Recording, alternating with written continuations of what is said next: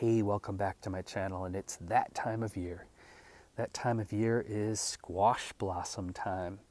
So, squash blossoms are this amazing edible thing. A lot of people don't know.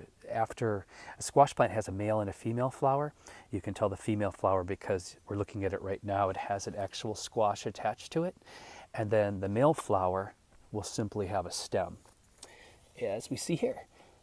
There's just a stem and no fruit attached. Either of them are edible. And what you do, you gently pick off the end or cut it from the stem, and it doesn't affect the fruiting because the fruit's already formed there.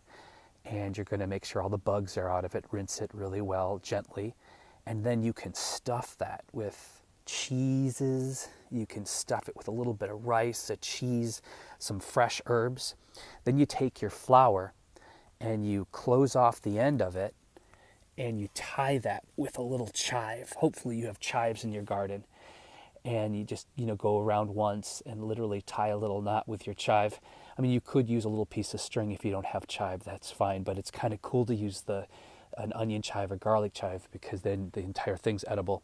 Then you take that and you gently fry it in some olive oil or butter and serve that as an appetizer. And it is amazing. So delicious. And just another example of how you can create another type of edible from your garden and from your vegetables.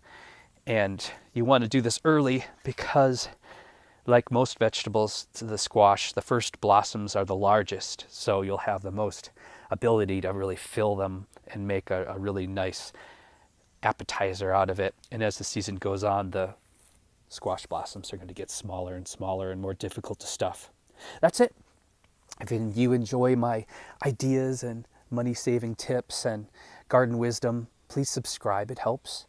And I want you to take care of yourselves and take care of each other. Bye for now.